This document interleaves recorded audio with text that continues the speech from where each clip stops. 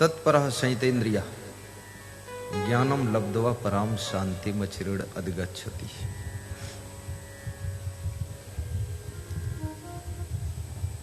कितने लोग ज्ञान का स्वांग रस्ते ढोंग रस्ते ज्ञान होता नहीं। मेरे गुरुदेव सुनाते थे, किसी गांव में महावत हाथी बेचने के लिए गया। हाथी बेचना बहुत कठिन है, क्योंकि हाथी हर आदमी खरीदता नहीं, हर आदमी को जरूरत भी नहीं।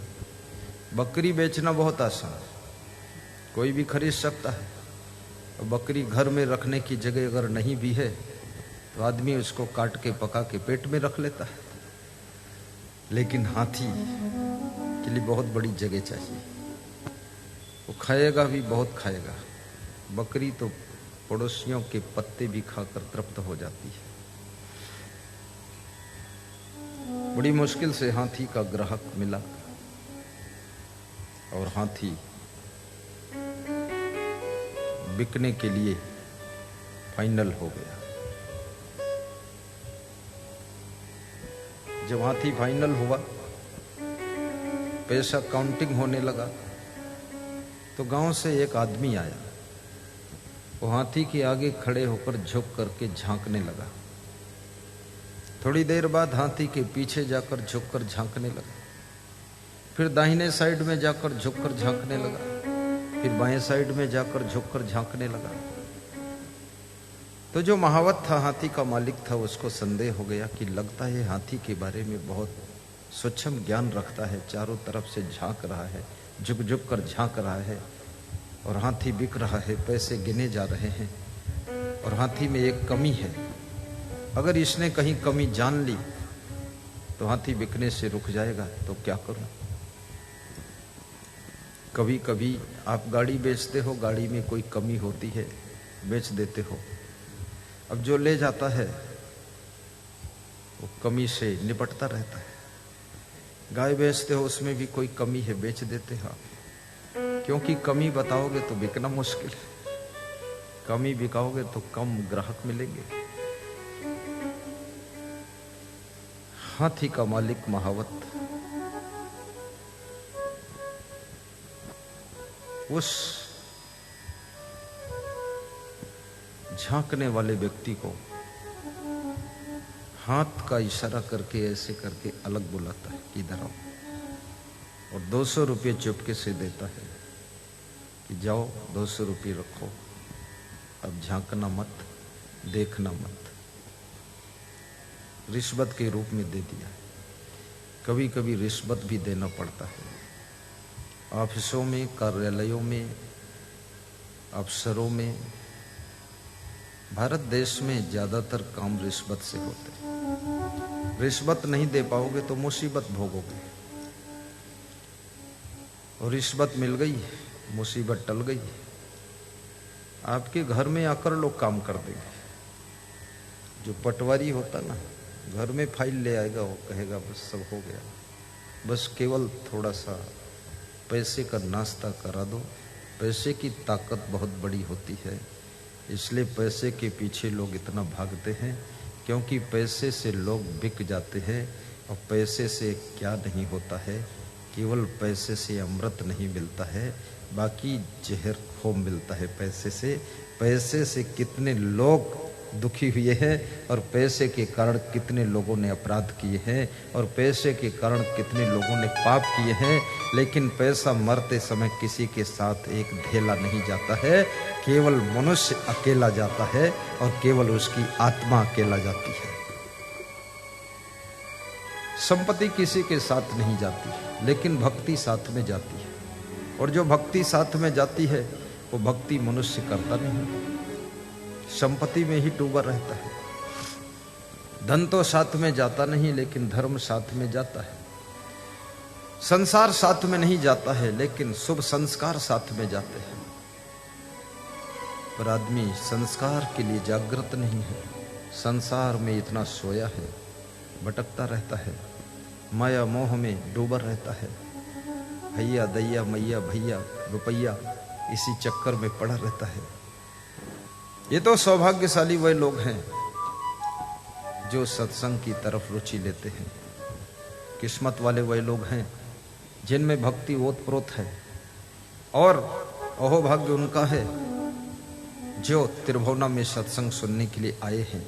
परम भाग्य उनका है जो गुरु के दर्शन पाए हैं, और दुर्भाग्य उनका है जो ना आए हैं ना आने वाले हैं, और दूसरों को भी रोक कर बैठे भी हैं।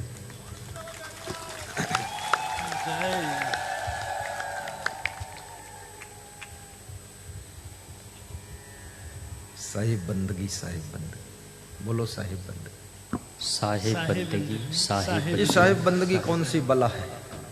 ये नया शब्द है, लोग समझते नहीं।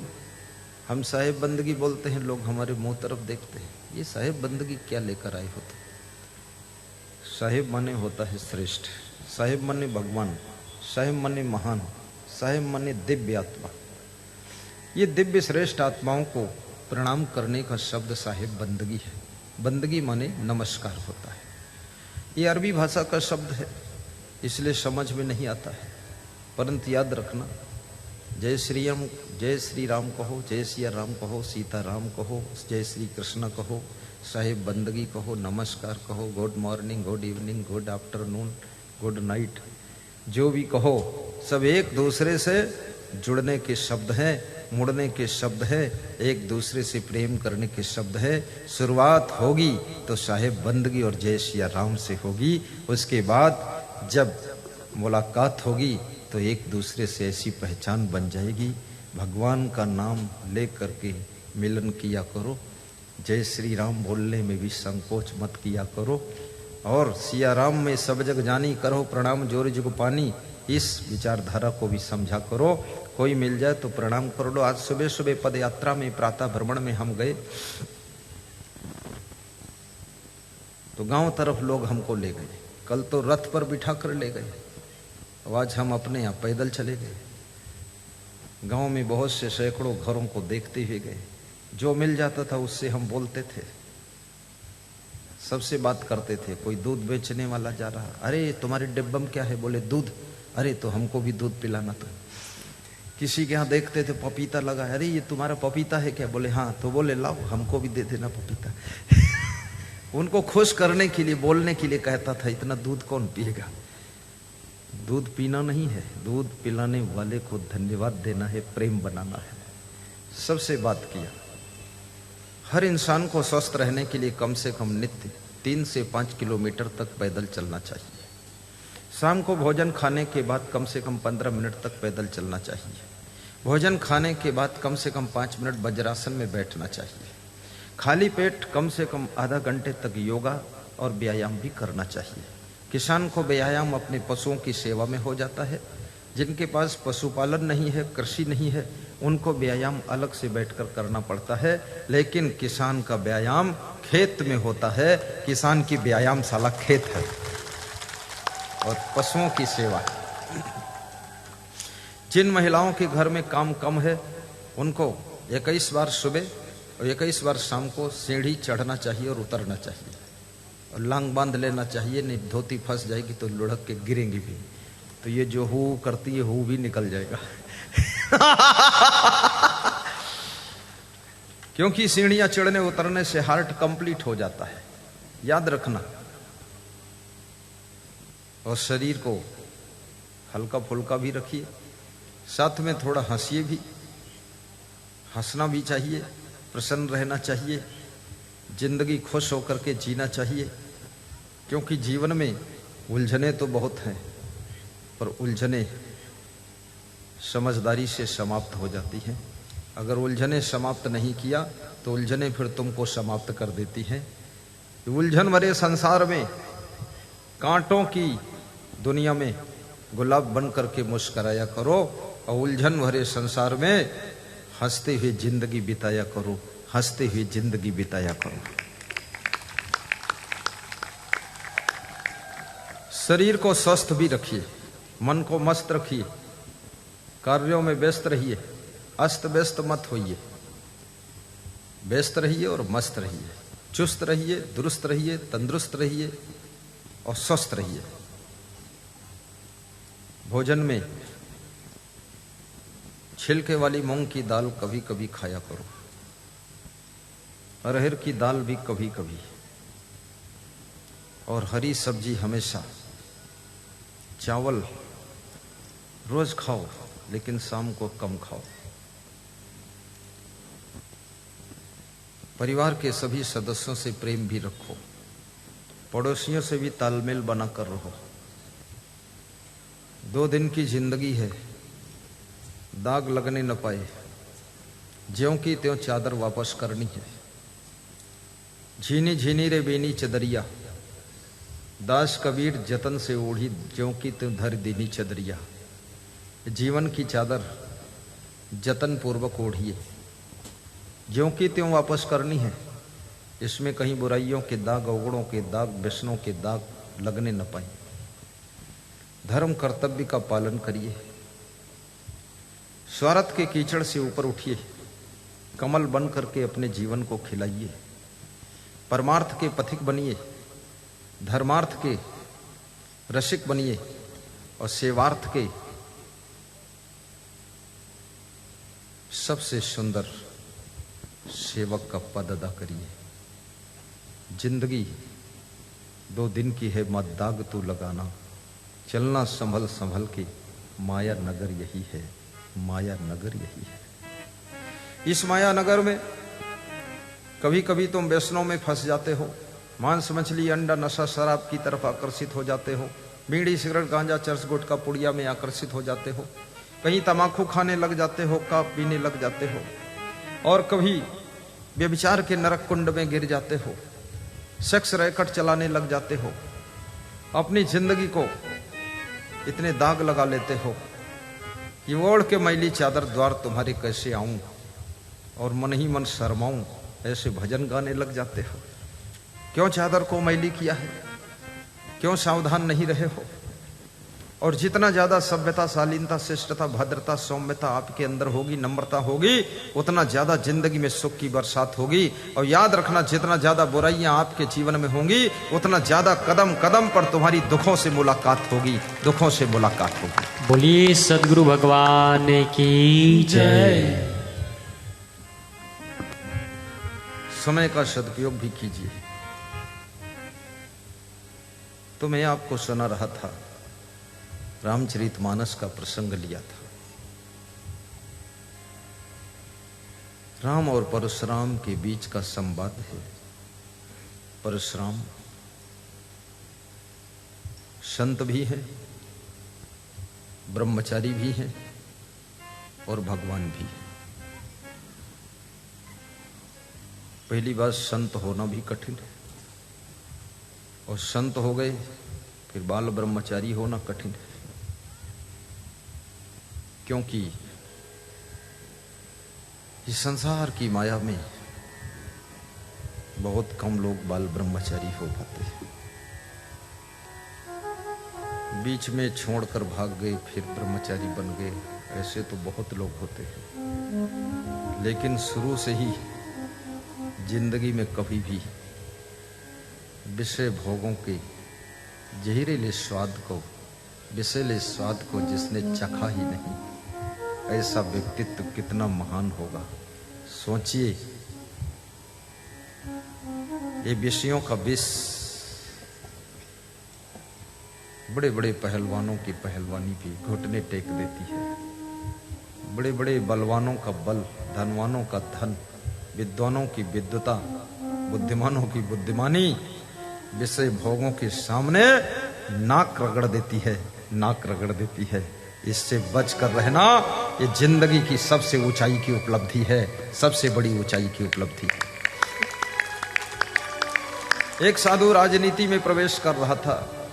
एक राजनेता ने कहा कि महात्मा जी, राजनीति में प्रवेश तो करोगे लेकिन सावधान रहना, क्योंकि राजनीति बहुत खतरनाक मार्ग है, इसमें बहुत लोग फिसल गए।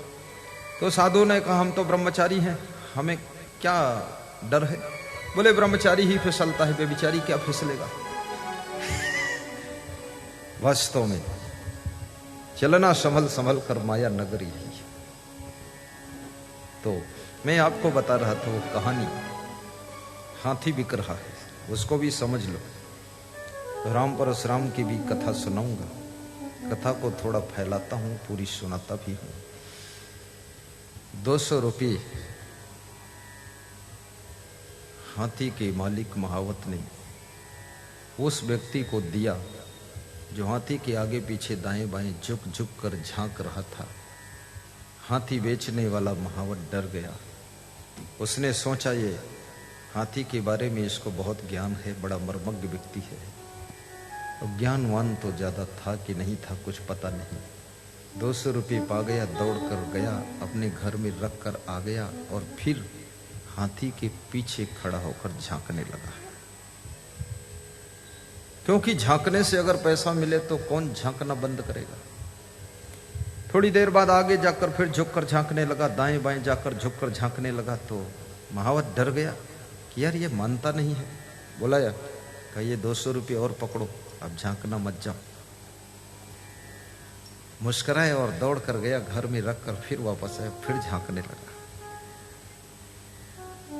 लालच आ गया, लालच बुरी बला है, आ बला पकड़ गला नरक में ले चला। तो महावत ने कहा यार तू तो मानता ही नहीं है, 2 बार पैसा दे दिया, 200 दे दिया, इतनी बड़ी रिश्वत दे दिया, फिर भी मुसीबत खड़ी। कितने लोग रिश्वत भी लेते हैं और तुम्हारी मुसीबत भी बढ़ाते हैं।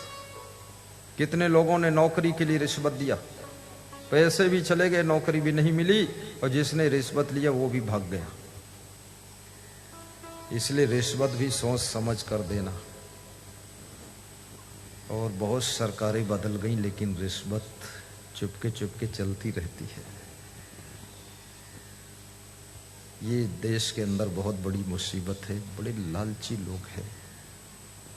1 लाख रुपये महीने वेतन है, फिर भी उनका पेट नहीं भरता है, फिर भी रिश्वत मांगते हैं उन गरीबों से जिन गरीबों के घर में सब्जी खरीदने के भी पैसे नहीं है। उनसे खीसे काट कर रिश्वत लेने वाले लोग संसार में कभी सुख नहीं पा सकते।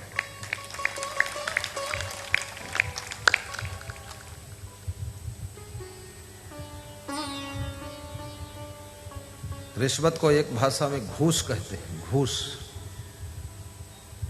घर में घुस गया मूस और जन जन में घुस गई घूस। और घूस से काम नहीं चलता है तो कितने लोग घूसा से काम चलाते हैं, घूसाबाजी करते हैं, मारपीट भी होती है।